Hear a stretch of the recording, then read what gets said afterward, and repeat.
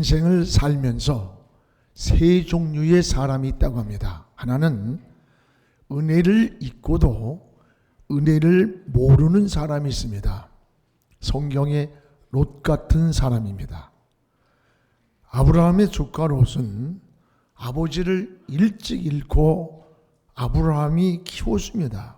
그러나 양떼를 배분할 때에 아브라함을 제쳐놓고 자기가 먼저 선택하는 아주 배은망극한 그런 것을 볼 수가 있습니다. 또 하나는 은혜를 입고도 오히려 은혜를 원수로 갚는 사람이 있습니다. 성경에 바로 유다 같은 사람입니다. 제자의 사랑을 받고도 오히려 예수님을 은 30냥에 팔아버렸습니다. 또 하나는 은혜를 알고 은혜를 보답할 줄 아는 사람이 있습니다. 오늘 본문에 나오는 다윗 같은 사람입니다. 다윗은 시편을 보면 구구절절히 하나님의 은혜를 깨닫고 감사를 고백하는 그런 은혜를 볼 수가 있습니다. 어느 분이 쓴 칼럼이 성공한 사람이 행복할까? 행복한 사람이 성공할까? 스마트한 성공들, 이런 그런 책을 쓴 저자는 성공한 사람이 행복할 확률보다 행복한 사람이 성공할 확률이 훨씬 높답니다. 헷갈리는 것 같아요. 세계 최대 월마트 창업주이자 미국 시애틀을 통째로 살 수 있는 그만큼 돈을 많이 번 샘 월튼이 죽기 전에 그런 마지막 남긴 말이 있습니다. 나는 인생을 잘못 살았어. 나는 인생을 잘못 살았다. 라고 하는 말을 남겼습니다. 월마트를 만들고 키우느라 그는 하루를 늘 번잡했습니다. 자기 자식들에 대해서도 아는 바가 거의 없어요. 손주들의 이름도 거의 알지를 못할 정도로 인생을 살아왔는데 마지막 죽음 앞에 이르고 보니까 본질을 놓쳐버린 내 인생은 잘못 살았다라는 고백이에요. 오늘 우리가 이렇게 살고 있지 않는가? 우리 자신을 한번 살펴보면 좋겠어요. 이런 말이 있습니다. 행복하니까 감사한 것이 아니라 감사하니까 행복해진다라는 말이 있습니다. 맞습니다. 가장 행복한 사람은 가장 많이 소유한 사람이 아니라 가장 감사를 깨달아지고 또 감사를 느끼는 사람이 행복한 사람이라는 거예요. 여러분은 좋은 환경이 나에게 오기만 기다리고 있지 마십시오. 오늘 나에게 주어진 환경이 어떤 조건, 어떤 환경이 있든지 오늘 이 환경에서, 이 조건에서 감사를 찾으시기 바랍니다. 우리가 원망이나 불평은요, 우리가 원하지 않아도 마치 길거리의 돌멩이처럼 왜 이렇게 눈에 많이 띄는지 몰라요. 그러나 감사는 땅에 묻혀있는 보화처럼 우리가 캐내지 아니하면 그것이 눈에 보이지가 않는 겁니다. 전 늘 이런 생각을 하면서 하나님께 감사의 기도를 드릴 때가 많습니다. 하나님, 인생을 무에서 출발한다면 모두가 감사한 것으로 느껴져요. 여러분, 마음의 비교점을 제로에다 두면 내가 입고 있는 옷 한 벌이 감사하고 밥 한 끼가 감사한 거예요. 병원을 가보세요. 수많은 환자 속에 내가 살아있는 것이 기적같이 느껴질 때가 있어요. 어떤 이는 코에다가 호수를 끼고 신음을 하고 있습니다. 어떤 이는 산소호흡기를 떼고 생명을 그저 연명하고 있어요. 죽은 사람에 비하면 지금 살아있다는 한 가지만으로 밤새도록 감사를 고백해도 모자랄 거예요. 그래서 다윗은 시편 50편 23절에 이렇게 고백합니다. 감사로 제사를 드리는 자가 나를 영화롭게 한다. 감사로 하나님께 예배 드리는 자가 하나님을 기쁘게 한다는 거예요. 그렇습니다. 오늘 여러분도 감사를 회복하시기 바랍니다. 은혜의 회복이 뭐냐? 감사를 회복하는 것이 은혜의 회복이에요. 오늘 말씀에 다윗은 세 가지를 하나님께 감사를 고백하는 겁니다. 그 하나는 다윗은 따라합시다. 은혜를 깨달았을 때, 은혜를 깨달았을 때 감사를 알게 된다고 고백을 합니다. 내가 은혜를 깨닫고 나니 그때의 감사를 알게 된다는 거예요. 12절을 우리 같이 읽겠습니다. 내게 주신 모든 은혜를 내가 여호와께 무엇으로 보답할꼬. 내게 주신 모든 은혜, 이 은혜를 깨닫고 보니까 감사를 알게 된다는 고백이에요. 여러분, 다윗은 은혜를 깨닫고 하나님께 소원한 것을 갚겠다고 고백을 합니다. 은혜를 받고 나면 제일 먼저 나오는 말이 감사하다는 말이에요. 그저 감사한 거에 조건이 있어서가 아니에요. 여러분, 사사로운 일에도 감사해요. 예수 믿고 구원받은 것만 생각해도 감사하고, 오늘 예배드리고 있는 이 시간 자체가 감사하고, 지금 호흡하고 살아있는 이 순간이 감사한 거예요. 수술을 하고 퇴원한 집사님이 고백이에요. 자기 30년 동안에 죄를 한 번도 범하지 않는 이런 신앙생활을 했다고 자부심을 느낀 거예요. 이것이 내 의지고 내 결심이고 내 노력이었다는 거예요. 근데 어느 날 주일날 아침에 갑자기 응급실로 실려갔어요. 그리고 병원에서 수술을 하고 나왔어요. 입원을 하고 그 응급실에서 설교를 들을 수가 없어요. 방송도 들을 수가 없어요. 예배를 드릴 수가 없었어요. 퇴원하고 나서 깨닫고 보니까 지금까지 30년 동안을 주의를 성수할 수 있었던 것이 내 노력이나 결심이나 의지가 아니라 하나님이 건강을 주셔서 그날을 하나님께 드릴 수 있었던 은혜였다는 걸 그때 알았다는 거예요. 맞습니다. 지금도 주님 앞에 달려오고 싶어도 병상에서 오지 못하는 성도들이 얼마나 많아요. 오늘 우리가 지금 하나님의 은혜로 살고 있다, 이걸 고백해야 되는 거예요. 그래서 다윗은 그런 고백을 합니다. 하나님께서 내게 주신 은혜를 뭘 가지고 보답할까? 뭘 가지고? 구원의 잔을 들고 하나님의 이름을 부른다는 말은 높인다는 거예요. 성숙한 신앙은 하나님의 은혜를 깨닫고 보답하며 사는 마음이에요. 보답이란 말은 내가 무엇을 받을까가 아니라 무엇을 드리면서 인생을 살까? 내게 재능이 있든 탤런트가 있든 건강이 있든 뭘 드리며 살아갈까를 생각하는 겁니다. 다윗이 그러했습니다. 하나님의 은혜를 무엇으로 보답할고 하나님께 소원했던 것들을 갚겠노라고 고백을 합니다. 그래서 14절에 나의 소원을 다 하나님 앞에 갚으리라. 하나님의 은혜가 감사해서 고백했던 그때의 소원을 하나님께 갚고, 또는 어려울 때 고난당하고 시련이 올 때에 하나님의 도움을 구하면서 소원했던 그때의 일을 갚으리라는 거예요. 이런 일들을 기억하며 하나님께 소원한 것을 갚겠다고 말합니다. 성경에 한나가 그러했고 입다가 그러했습니다. 이것이 은혜 받은 자의 모습입니다. 여러분이 잘 아는 록펠러는 가난한 집안에서 태어나서 세계적인 부자가 된 사람이에요. 그는 벌써 31살 때 100만 불의 순이익을 얻었습니다. 43살에 미국의 제일 큰 회사를 소유했습니다. 그리고 10년 후에 억만장자가 되어서 세계 제일의 부호가 되었어요. 그런데 그는 당시에 알로페시아라는 병에 걸렸습니다. 이 병은 머리카락이 다 빠지는 거예요.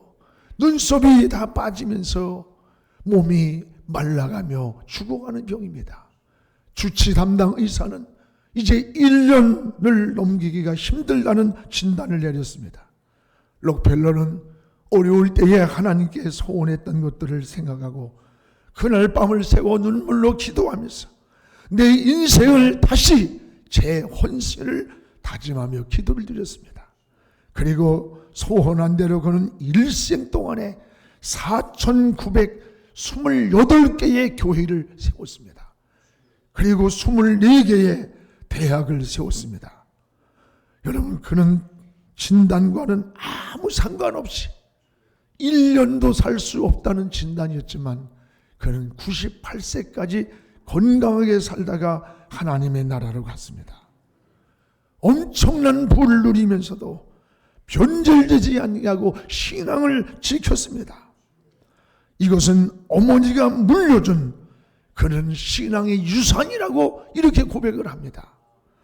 그런 말년에 어머니를 기념하면서 세운 교회가 미국에 가보면 그 뉴욕 맨하탄 허드슨 강변에 리버사이드 처치라고 하는 강변교회가 있습니다. 22층의 종탑에서 지금도 12시가 되면 종이 울립니다. 제가 그 교회를 방문했을 때 한국인 차혜정이라는 자매가 거기에 오르간 반주자예요. 이 성전의 봉헌식을 하던 날 기자가 록펠러에게 인터뷰를 했습니다. 회장님은 어떻게 이렇게 엄청난 축복을 받았습니까? 라고 물으니까 그 대답이 저의 어머니의 가난했지만 어머니는 어려서부터 나를 신앙으로 살도록 나를 소원했고 그 신앙을 유산으로 주셨습니다. 그리고 나는 그 신앙을 지켰습니다. 내가 8살 때 교회에 함께 갈 때에 나에게 20센트의 돈을 줬습니다. 250원, 지금 우리 돈으로. 그때의 어린 나에게 어머니는 이 250원에 20센트의 돈을 주면서 10가지를 말하며 3가지를 철저히 지키게 했습니다. 하나는 11조를 하나님의 것이다. 내가 쓰지 말고 반드시 하나님께 드리라고 해서 그 20센트의 11조를 드렸다는 거예요. 또 하나는 너는 언제나 앞자리에 앉아 예배자가 되라. 주일을 거룩하게 성수하는 예배자가 되라. 세 번째는 목사님의 말씀에 철저히 순종하여 내 인격을 성숙시켜라. 이 3가지를 유언으로 남겼습니다. 어머니가 물려준 신앙의 유산으로 내가 이렇게 축복을 받았노라고 그는 인터뷰를 했습니다. 그렇습니다. 하나님과의 약속, 하나님과의 언약, 하나님의 약속을 지키는 것이 바로 신앙입니다. 다윗은 하나님께 소원한 것을 반드시 갚으리라고 고백하며 은혜를 보답하는 감사였습니다. 성숙한 신앙은 은혜를 보답하며 사는 거예요. 오늘 하나님의 은혜를 깨달았습니까? 하나님의 은혜를 보답하며 감사하며 사는 우리 모두가 되기를 주의 이름으로 축원합니다. 또 하나 다윗은 따라해요. 고난에서 구원받은 것을 감사했다. 다윗은 고난에서 구원받은 것을 감사하는 고백입니다. 오늘 13절을 우리 같이 읽어보겠습니다. 내가 구원의 잔을 들고 여호와의 이름을 부르며, 구원의 잔을 들고 하나님의 이름을 높이며 그 이름을 부르겠다는 거예요. 여러분, 이 감사가 편안할 때가 아니에요. 역경 중에서 드리는 감사였어요. 우리 8절을 같이 한번 읽어보겠습니다. 주께서 내 영혼을 사망에서, 내 눈을 눈물에서, 내 발을 넘어짐에서 건지셨나이다. 어디서 건졌어요? 사망에서, 눈물에서, 넘어진 자리에서 내 인생을 건졌다는 거예요. 이 건졌다는 말은 끌어내다, 빼내다, 구원했다는 말이에요. 여러분, 자신의 힘으로 도저히 나올 수 없는 환경에서 나를 이끌어 주신 그것이 하나님이라는 거예요. 이것이 구원이에요. 사망에서 건져주신 하나님, 눈물의 골짜기에서 나를 건져주신 하나님, 넘어질 때에 건져주신 하나님이라고 다윗은 고백을 합니다. 오늘 다윗이 드린 감사는 좋은 환경이 아니에요. 편안하고 잘 되는 환경이 아닙니다. 사망 같은 눈물의 골짜기를 치러오면서 드려진 감사예요. 환난과 시험에서 드려진 감사예요. 넘어진 자리에서 고백하는 감사예요. 우리가 많이 부르는 찬송가 549장이 있습니다. 내 주여 뜻대로 행하시옵소서. 이 찬송시를 지은 분이 여러분 잘 아는 슈몰크 목사님 아닙니까? 어느 날 신방을 갔습니다. 사모님과 신방을 갔다가 먼 길을 돌아왔는데 집에 불이 났습니다. 다 타버린 거예요. 슈몰크 목사님 내외는 불안했습니다. 타다 남은 잿더미를 들춰봤더니 거기에 어린 아들 두 형제가 서로 부둥켜 안고 그 불 속에서 다 죽었습니다. 슈몰크 목사님 내외는 타버린 두 아들의 시신을 끌어안고 몸부림을 치면서 하나님 앞에 울부짖는 거예요. 그때 하나님께서 주시는 위로의 시가 우리가 지금 부르고 있는 549장 찬송합니다. 내 주여 뜻대로 행하시옵소서. 온 몸과 영혼을 다 주께 드리니 이 세상 고락간 주인도 하시고 날 주관하셔서 뜻대로 하소서. 내 주여 뜻대로 행하시옵소서. 큰 근심 중에도 낙심하지 말게 하시고 주님도 때로는 울기도 하셨네. 날 주관하셔서 뜻대로 하소서. 내 주여 뜻대로 행하소서. 내 모든 일들을 다 주께 맡기고 저 천성 향하여 고요히 가니니 살든지 죽든지 뜻대로 하소서. 여러분, 도저히 이해할 수 없는 환경, 원망할 수밖에 없는 환경임에도 불구하고 하나님을 생각하면서 인생의 모든 일들을 하나님께 맡긴다는 이 고백을 어떻게 할 수 있어요? 이건 저 천국에 소망이 없이는, 저 하늘나라를 바라보는 구원의 확신이 없이는 도저히 고백할 수 없는 고백이에요. 고백할 수 없는 감사예요. 시편을 보면은 구구절절이 감사와 기도문으로 이루어졌어요. 그 감사하는 그때의 모습이, 기도하는 그때의 환경이 좋은 환경이 아니에요. 시련과 고난과 사망의 골짜기, 눈물의 골짜기, 넘어짐의 골짜기에서 거기에서 하나님을 바라보면서 감사를 드리고 거기서 하나님께 기도했던 거예요. 이 구원에 대한 감사입니다. 우리 그리스도인들의 감사는 여러분 조건 때문도 감사하지만 가장 큰 감사는 내가 예수 그리스도로 말미암아 구원받은 하나님의 자녀가 되고 이 땅의 나그네 길을 청산하는 날 저 영원한 천국으로 간다고 하는 확실한 소망이 있을 때에 우리가 어떤 환경에서도 마지막 죽음 앞에서도 감사하면서 아버지의 나라에 갈 수 있는 거예요. 성경에는 여러분 세 가지 구원이 있습니다. 하나는 영혼의 구원이 있어요.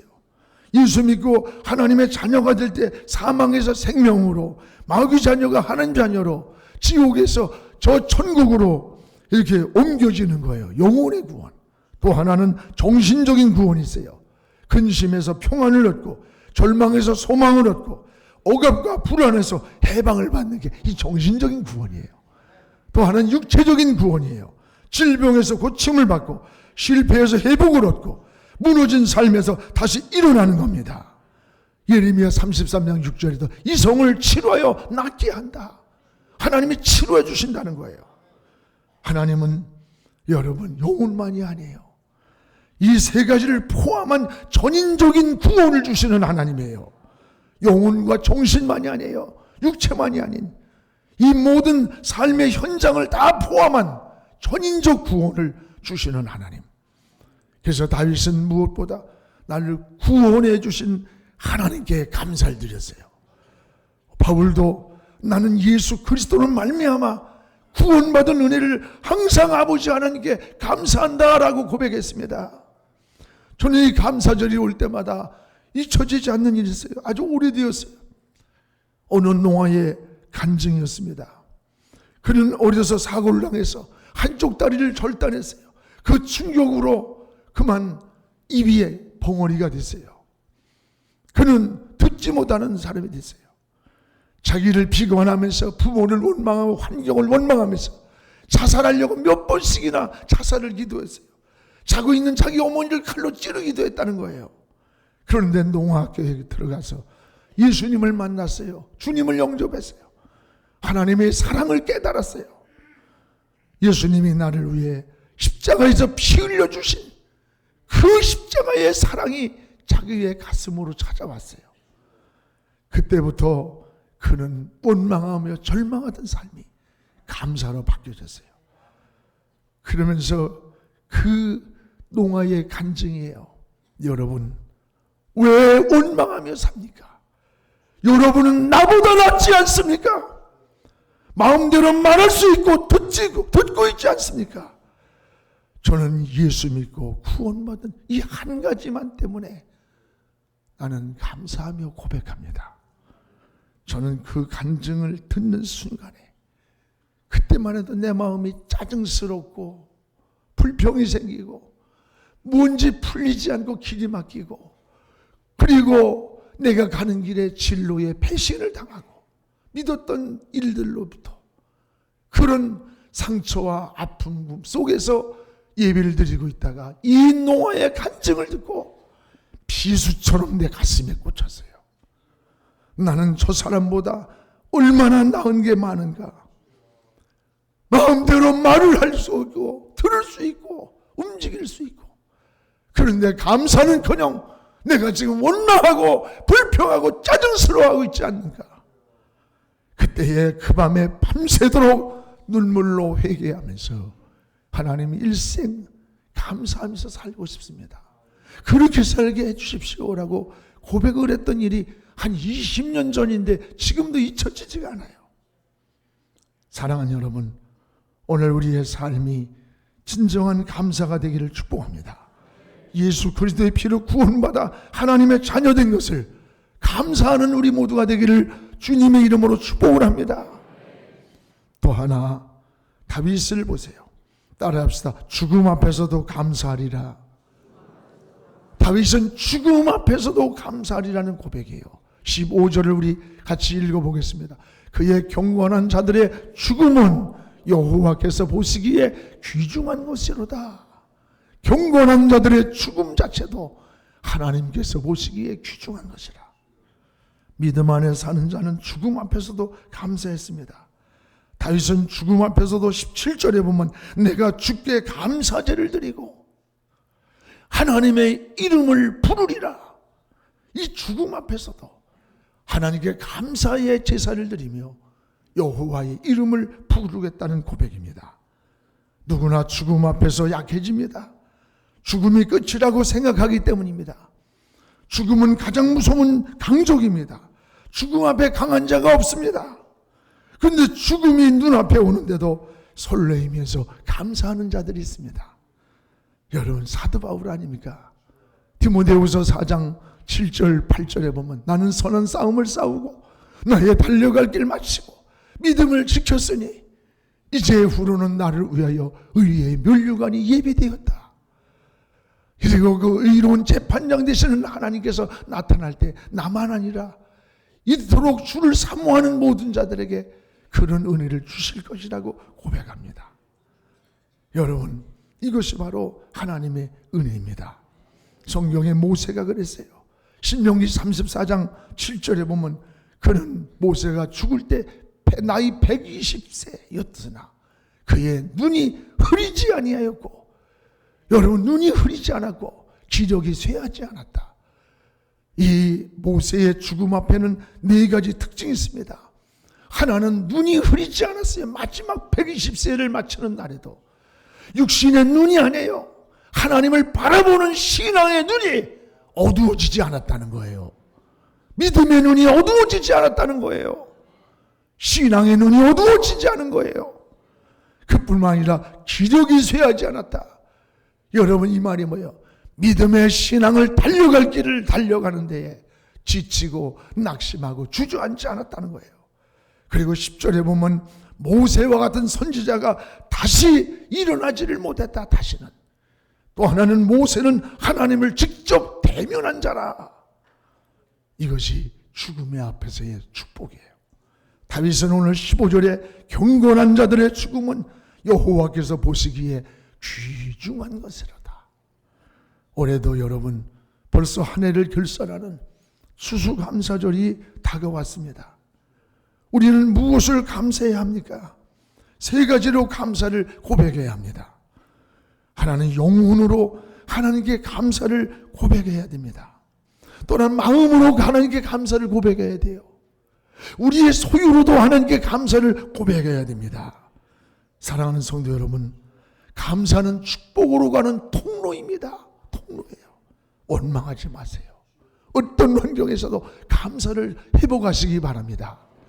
우리 교회는 1년에 여러분 매년 12월 첫 주에 우리는 추수감사절을 드리고 있습니다.